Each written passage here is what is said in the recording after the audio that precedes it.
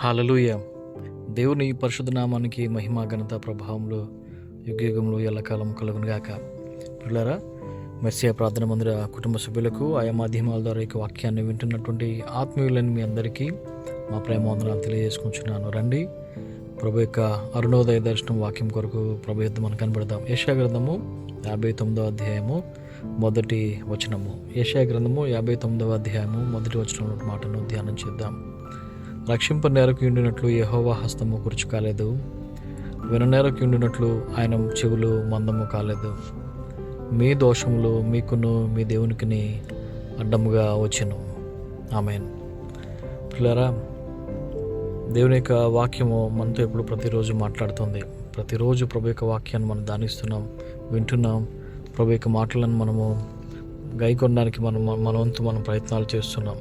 ఇక్కడ వాక్యం ప్రభువు చెప్తున్నారు ఏంటంటే, ప్రభువు రక్షించేవాడు, ప్రభువు విమోచించేవాడు, ప్రభువు కనికరం చూపించేవాడు, ప్రభువు నీ ఎడల నా ఎడల ప్రేమ చూపించేవాడు, ప్రభువు నిన్ను విడిపించాలని, ప్రభువు నిన్ను ఆశీర్వదించాలని, ప్రభువు నిన్ను గొప్పవాడిగా చేయాలని, ప్రభువు నిన్ను తలగా ఉంచాలని, ప్రభువు నిత్యము నీతో ఉండాలని, నువ్వు సంతోషంతో ఉంటే ఆయన చూసి ఆనందించాలని ప్రభు కోరుతూ ఉంటున్నాడు.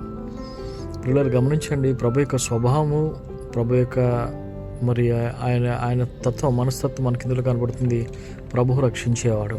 అంతేకాకుండా ప్రభువు మన మొరలను వినేవాడు, మన ప్రార్థనలను వినేవాడు, మన యొక్క యాచనలను, మన కోరికలను, మనకున్నటువంటి సమస్తమైనటువంటి మరి వ్యాధి బాధలన్నీ కూడా మనం చెప్తుంటే ఆయన వినేటువంటి వాడు. ఆయన మనం చెబితే వినాలని ఆశపడుతున్నాడు, మనం అడిగితే ఆయన ఇవ్వాలని ఆశపడుతుంటున్నాడు. దీవించబడాలని మనం ఎంతైతే ఆశపడుతుంటామో, లేకుంటే ప్రభువు మనల్ని దీవించాలి, ప్రభువు మనల్ని స్వస్థపరచాలి, ప్రభువు మనల్ని ఆశీర్వదించాలి, ప్రభువు నాకు ఈ మేలు చేయాలి, ఆ ఉద్యోగం కావాలి, ఈ జీతం రావాలి, ఏదైతే మనం కావాలని ఆశపడుతుంటామో, పిల్లలు గమనించండి, మనము కావాలని కోరుకున్న దానికంటే మనల్ని దీవించాలని, మనం ఆశీర్వదించబడాలని, మనం గొప్పవారిగా ఉండాలని మనకంటే 1000 రెట్లు ప్రభువు ఆశపడుతూ ఉంటున్నాడు. కానీ ఆ విషయం మనకు అర్థం కాక, ప్రభువు నన్ను ఎందుకు ఈ విధంగా హింసిస్తున్నాడు, ప్రభువు నన్ను ఎందుకు విధంగా శోధనలకు గురి చేస్తున్నాడు, ప్రభు ఎందుకు నా ప్రార్థన వినడం లేదు అని చెప్పేసి ప్రభువును మనం ప్రశ్నిస్తూ ఉంటాం. ఈ ఉదయకాల సమయంలో దైవ సేవకునికి మీకు చెప్పనండి, ప్రభువు అలాంటి వాడు కాదు. ప్రియులారా, నువ్వు అడిగితే ఇవ్వాలని ప్రభు 1000 అంతలుగా ఉత్సాహపడుతూ ఆయన నీ కొరకు వెయిట్ చేస్తుంటున్నాడు. నువ్వు అడిగితే సమస్తము కూడా ఇవ్వడానికి ఆయన ఇష్టపడుతున్నాడు. ఆయన ఏకైక అద్వితీయ కుమారుడు మన కొరకు ఈ లోకంలోనికి పంపించి తన ప్రాణాన్నే పెట్టడానికి ఇష్టపడినటువంటి దేవుడు నీ కొరకు సమస్తమును ధారాళంగా దయచేయడానికి ప్రభు సమర్థుడు, శక్తివంతుడు. ఆయన నిన్న నేడు మార్పు లేని వాడిగా ఉంటున్నాడు. పిల్లారా, గమనించండి, ఈ వాక్యాన్ని చదువుతుంటే నాకు ఎలా అనిపిస్తుందంటే, రక్షింపు నేరకు ఉన్నట్లు యెహోవా హస్తము కురుచు కాలేదు, ఆయన హస్తము దక్షిణ హస్తము, ఆయన దక్షిణ హస్తముతో ఆయన సమస్తమును చేయగలవాడు. ఆ హస్తంలో పిల్లలు గమనించండి, ఆయన చేతిలో మరి ధనఘనతలు ఉన్నాయని, దీర్ఘాయువు ఉందని చెప్పేసి వాక్యం చూస్తాం. ఆయన సన్నిధిలో నిత్య సంతోషం ఉందని చెప్పేసి వాక్యంలో చూస్తాం. ఇక్కడ ఈ వాక్యాన్ని చదువుతుంటే నాకు ఎలా అనిపిస్తుందంటే, ఒక చిన్నబిడ్డలు ఉంటారు ఇంట్లో, మనం ఉన్నటువంటి చిన్నబిడ్డలు ఇంట్లో వారు చిరాకు పడి ఏడుస్తూ ఉంటారు. కొన్నిసార్లు ఆ చిరాకుకి, ఆ యొక్క ఏడుపుకి కొన్ని కారణాలు ఉంటాయి. అందులో ఒక కారణం ఏంటంటే, వాళ్ళ ప్యాంపర్స్, లేకుంటే వారు మలమూత్రాలు చేసినప్పుడు ఆ చిరాకుతో వాళ్ళు ఏం చేస్తారంటే ఏడుస్తుంటారు. ఆ వారిని చిరాకు పుట్టిస్తుంటుంది.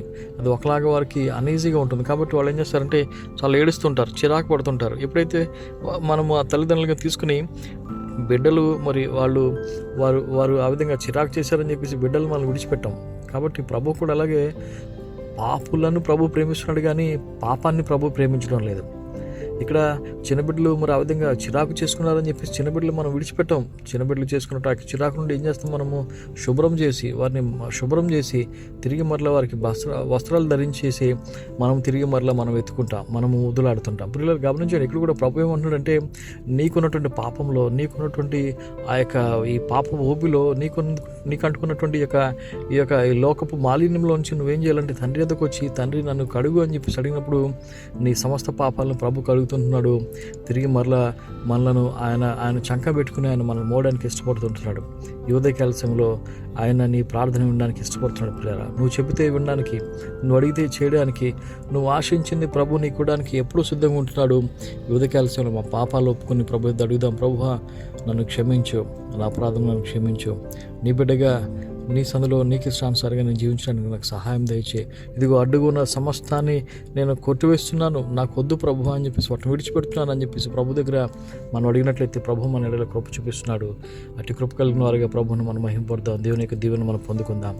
దేవుడు మిమ్మల్ని మెండుగా దీవించును గాక. God bless you. ఆమేన్.